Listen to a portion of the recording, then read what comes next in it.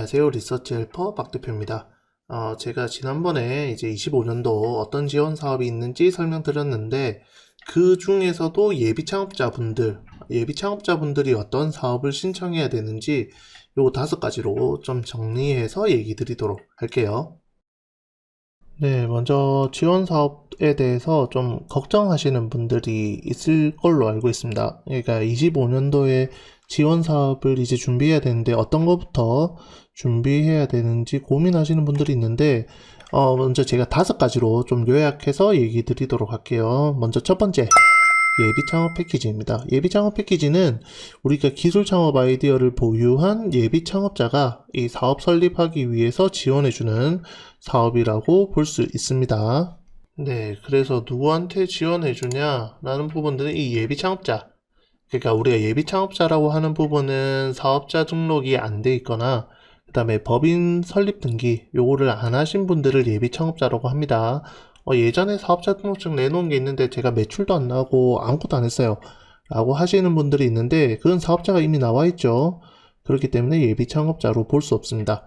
그렇기 때문에 이 예비 창업자들만 지원해 준다 라고 생각하시면 되고, 그분들한테 뭐 최대 1억까지 지원해 준다고 하지만 보통 평균적으로 뭐 4천에서 6천 그 사이쯤인데 4,500만원이 평균 금액이긴 합니다.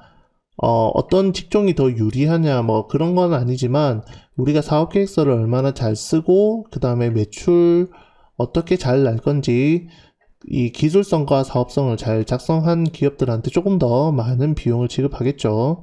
그래서 내가 최대한 사업계획서를 잘 써야 많은 금액을 지원받을 수 있다. 그 받은 금액 가지고 직원 인건비를 지급할 수 있고, 대표자 인건비는 이 사업비에서 못 씁니다. 직원 인건비, 그 다음에 뭔가 재료를 사서 하는 데 있어서 사용할 수 있고, 소프트웨어 개발이나 아니면 다른 업체한테 용역을 줄 수도 있습니다. 그 외에 홍보 마케팅 하는데 비용을 쓸 수 있고, 대표자들이 어디 출장 가거나 이런 데 있어서 돈을 쓸 수 있는 부분도 있습니다만, 큰 틀에서 볼 때는 이렇게 4가지 항목들로 돈을 쓸 수 있다. 언제 나오느냐? 1월 달에 모집 공고가 나올 거기 때문에 이거 참고해 주시면 됩니다. 네, 두 번째로 창업중심대학의 예비 창업자 모집이라고 또 있습니다. 이거는 이제 예비 창업 패키지와 똑같은 사업이라고 보시면 되는데, 사업계획서 작성한 것도 비슷합니다. 하지만 요거는 이제 학교에서 지원해주는 사업이고, 똑같이 예비 창업자들한테 지원해준다. 전체적인 지원 내용이나 이런 것들도 다 동일합니다. 그러면 뭐가 차별화되어 있냐? 운영하는 기관이 학교인지 아니면 기관인지 요 차이라는 거고, 창업중심대학은 지금 2월 달에 모집한다고 되어 있습니다. 그러면 중심대학도 할 수 있고 예비 창업 패키지도 할 수 있나요? 라고 물어보시면, 지금 제가 설명드리는 모든 사업들은 다 선정이 되더라도 한 개만 진행할 수 있다라는 거 참고해 주시면 되고요. 그러면 이게 더 좋은 게 아닌가요? 첫 번째로 하는 게 더 좋은 게 아닌가요? 라고 생각하지 마시고, 모든 사업을 다 신청해 주시고 그 중에 하나 되는 거를 하시는 게 필요합니다. 그래서 제가 이제 5가지 사업에 대해서 설명드릴 건데, 요거 중심대학도 예비 창업자 신분으로 신청할 수 있고, 전체적인 내용은 다 똑같지만 2월 달에 진행한다. 참고해 주시면 될 것 같아요. 네, 세 번째로 창업 성공 패키지. 요 청년 창업 사관학교인데, 요거 같은 경우에는 이제 기술 창업 아이디어를 보유한 예비 창업자, 사업자 설립하는 것도 있지만 3년 이내 기업도 지원을 해 줍니다. 입주 공간이나 이런 것들도 지원해 주는 사업이라고 보시면 되고, 예비 창업자도 신청할 수 있고 3년 이내도 신청할 수 있다라는 거 참고해 주세요. 그렇다면 앞에 있는 이제 예비 창업 패키지 같은 경우에는 예비 창업자만 지원해 준다고 했으니까, 그러면 예비 창업 패키지를 지원받고 난 다음에 이 청년 창업 사관학교를 하면 되는 거 아니냐? 25년도에 예비 창업 패키지 하고 26년도에 창업 사관학교 하면 되는 거 아니냐? 맞습니다. 그렇게 하는 게 맞는데, 우리가 지원 사업을 예비 창업 패키지든 중심대학 예비 창업자 지원 사업이든 못 받은 경우에 창업 안 할 거냐?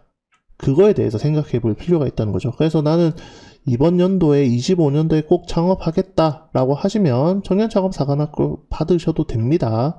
우리가 사업하는 데 있어서 지원을 받고 시작하는 게 중요한 거지, 그게 아니라 이번에 떨어지면 내년에 26년도에 창업할 거야 라고 하시는 분들은 내년에 기다려도 되고요. 나는 당장 돈 벌 수 있어서 지금 사업자를 올해는 꼭 하고 싶은데 라고 하시는 분들은 이 청년창업사관학교 사업계획서도 똑같이 써보는 걸 추천합니다. 요 사업은 최대 1억까지 지원해주는 똑같지만 평균적으로 지원해주는 금액이 좀 더 높습니다. 그러니까 평균 한 7천만원 정도 지원해주는데 아이템에 따라서 다르죠. 내가 사업계획서나 아니면 사업 아이템이 조금 약하다고 하면 더 적은 금액을 지원해주기도 합니다. 4천만원 받은 분도 있고 5천만원, 6천만원 지원받은 분도 분명히 있습니다. 그래서 내가 사업계획서를 쓰는 데 있어서 최대한 열심히 쓰고 그 다음에 이 평균 지원 금액에 가깝게 받도록 노력하시면 될 것 같고, 요것도 1월 달에 모집하는 그런 형태가 되겠습니다. 네, 네 번째로 신사업 창업사관학교인데요. 이것도 창업사관학교 이름이 비슷한데 요거는 이제 예비 소상공인을 위한 창업 지원 프로그램이라고 보시면 돼요. 앞에는 전부 다 기술 관련된 창업만 지원해 줬는데 여기는 소상공인을 위한 지원 사업이라고 보시면 됩니다. 그러면 기술 창업 하시는 분들이 이 신사업 창업사관학교 신청 못하냐? 할 수 있습니다. 왜냐하면 기술 창업자도 소상공인으로 들어가기 때문이죠. 시작할 때는 무조건 소상공인입니다. 그렇기 때문에 예비 창업자, 그 다음에 이제 사업자 등록 안 하신 분들은 신청할 수 있고, 요 지원해주는 부분은 최대 4천만원까지 지원해주고 평균적으로 2천만원 정도 지원해줍니다. 2천만원보다 적은 기업도 있었고요. 그 다음에 최대 4천만원까지 받은 기업도 있습니다. 그래서 내 아이템이나 내가 사업 기획을 얼마나 하느냐에 따라서 조금 다른 형태가 될 것 같고요. 지원해주는 시기는 2월 달에 모집을 하고 있다 라고 참고해 주시면 될 것 같습니다. 네, 마지막으로 타부처 예비 창업자 지원해주는 프로그램들이 있는데 제가 여기에서 설명드릴 부분은 스포츠 산업 예비 초기 창업 지원 사업이고, 그 외에 여러 가지 사업이 있습니다. 이건 스포츠 분야라고 생각이 들면 스포츠 산업 예비 초기 창업 지원으로 가면 되고, 문화예술 쪽이다 라고 하면 문화예술로 가면 되고, 나는 관광에 좀 더 가까운데 그럼 관광 예비 초기 지원 사업이 또 따로 있습니다. 그래서 내가 하고 있는 아이템이 어떤 특화 분야인지 그걸 봐주실 필요가 있고, 환경 쪽인지 스포츠인지 문화예술인지 관광인지 그 다음에 관련된 기술이 들어가는 부분인지 그걸 보시고 내 사업에 맞는 그 부처 사업을 참고해 주시면 좋을 것 같아요. 이것도 예비 창업자 또는 3년 이내 기업입니다. 그러면 청년 창업 사관학교처럼 예비 창업자 지원을 받고 그 다음에 이 사업을 신청하면 되는 거냐? 네, 그렇게 하시면 됩니다.